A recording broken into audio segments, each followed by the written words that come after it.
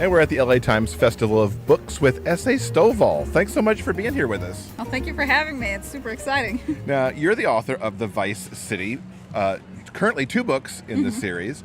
Tell us a little bit about what the series is. It's a crime thriller, like a noir style. Ironically, if you've ever read Sin City, which is a graphic novel, it's kind of similar to that. I used to work at a courthouse, and I got a law degree and was an attorney and all that. I don't do that anymore because it's a little depressing. But I used some of my experience in that to write the series, and I really like redemption stories and like criminals turning it around. That's what I did in the courts. Is I helped a lot of drug addicts get to rehab and turn their life around. And so I'm really into that kind of story. So the series follows an ex-mobster who leaves the mob and then becomes a private detective, and then shenanigans ensue. Shenanigans ensue. Yeah. And he's consistent through the series? Mm-hmm. He's the main viewpoint. There's a romance subplot in which he falls in love with like a police academy cadet, and obviously that's his end of the police, and again, more shenanigans ensue that way. So in the sequel book that just came out, one of the subplots is that a police officer suspects the main character's actual identity, that he had connections to the mob and used to be a mob enforcer, and so he's out to prove that it's him. So there's it's a thriller series. It's got lots of thrills. Mystery, suspense, thrills, it's all there. Yes, exactly. What got you into starting to write these books? So I had a friend who really liked Dream Sprinter Press, and I used to write just books like short stories for my D&D group because they really liked fantasy and all that kind of stuff. So I wrote short story fantasies, and she was like, "My God, you should write me a Dream Spinner style novel. Like that's what you should write for me." And I was like, "Okay, I don't know if I can do it as good as all these other people, but I'll try." And I wrote Vice City for her specifically. I even put that in the dedication. I'm like, "It's just for you." I didn't think that it would go anywhere because I was just like, okay. But I got an agent after I wrote this, and then the agent sold it to Dream Spinner, and then they published it for the DSP line because that's where they do their like genre stuff. Like right. Yeah. What doesn't necessarily have the romance in it. Right. Yeah, well, mine does, but it's not the focal point. The focal point is the mystery and the monster story. So, I was very surprised. I didn't think it would go anywhere, but it totally went somewhere. So, every time somebody's like, "Oh, I don't know if I should write a novel," there's a piece of me that's like, "Man, I just wrote that novel willy-nilly." Okay, so you should try. You should do it. You should try. Now, admittingly, I was writing before I wrote this because I wrote other stories and short stories. But still, if you're thinking about it, you should just do it.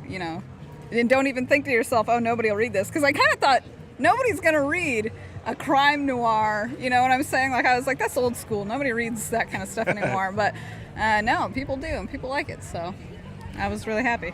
And you noted that the second book just came out. Do you have plans for third, or what Yeah. else is that? What is yet to come?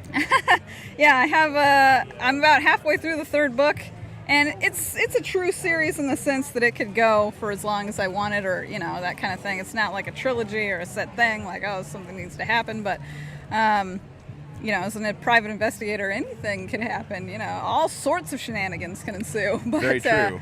Very true. There is a connecting theme. The whole reason that it's the Vice enforcer is that the mob that he used to work for was the Vice family, and they're still around by book 3, so you can kind of see he's trying to take them down one by one, and so I guess I could be limited to, and then he got the whole Vice family, and then the series is over. But there's that connecting thread too. So. Now that you've been writing in this genre, do you want to expand out to other genres, or is noir thriller kind of your sweet spot? Well, it's just a thing that I like a lot, that I thought, nobody likes this anymore, but I like it. I wrote Modern Gladiator, which is just a peer romance for Dream Spinner. It was a sports romance with UFC fighter. Oh, cool. A few years back, was dating a guy who was in the UFC, and so I just used all of that experience to write a sports romance. And I know a lot about, wrestling and all that kind of stuff just from him, and I put a lot of that kind of information in the book. So that that literally just came out about 2 weeks ago. So. Oh, cool. Yeah, All Modern right. Gladiator came out, and then I do a lot of fantasy and science fiction on the side as well. So. I mean, all sorts of things, all crazy things. Very cool. Now, you're also an artist. Yes, that's true. So, while she's been here doing her signings and such, she's also been doing caricatures of people who get their books signed. Yep. And so we had this one done of us. It is so freaking adorable. How did this get started for you? I've just always drawn things. I liked doodling. I was really into comic books at a point in my life. I mean, so many comic books and manga. I mean, anything that was drawn and kind of that like storybook style with the panels, super loved. But I didn't really intend for it to go anywhere. I went and got my history degree. I got a law degree. I wasn't like, man, I need to study art. But I did at least doodle enough that I was like, oh, I'm mildly good, you know. And when I went to my first ever book fair, I thought, I can't just be the schmo who's standing in a booth trying to peddle their book, because I'm going to be like 50 other people in the row doing the exact same thing. I should try and do something that's at least enticing or to get people to read my stuff. And I figured, hey, I could draw little caricatures, and while I'm drawing them, they can read my book. And if it's enticing enough, you know, they'll buy the book, or they'll feel guilty enough to buy the book. You know, I don't know, whatever gets them to buy the book. So, and a lot of people usually give me comments right away, like the first line in Vice City. Everybody always comments, or not everybody, but like 80% of people. The first line is, getting hit with the wrench hurts. And so many people either laugh or comment like, oh my God, what a good line. And I'm like, yeah. And the first chapter in Vice City is an interrogation of that police cadet. So Pierce, the mobster, is interrogating this guy who he thinks is a police mole. So it's really intense, you know, high stakes going on. I really like that first chapter, and it usually hooks people. So they read that first chapter while I'm drawing them, and bam, that's my sales strategy. Don't steal it. I'm joking. It's Everybody can hers. use it. Yeah. Yeah, but the key is, like, I could never draw. There's no way I can do this. I'd have to find another hook. Yeah, but that's just, I've been successful with it. People typically like that. And the caricatures are free. I just give them to people. So even if they don't buy the book, you know, it's fine. And it's awesome watching her do them. We watched as she did ours. It's like, oh my God, there we are, just manifesting on the page. It was very cool. Yeah. Well, thank you so much for hanging out with us a little bit. One last question. What have you thought of the fair? It's good. There are a lot of people here, though. I mean, just thousands of people all over the place.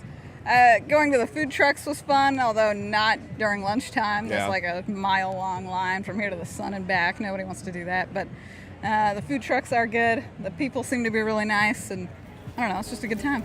Excellent. Well, thank you so much for spending a little bit of time with us. Yeah, thank you for having me again. Like, super awesome.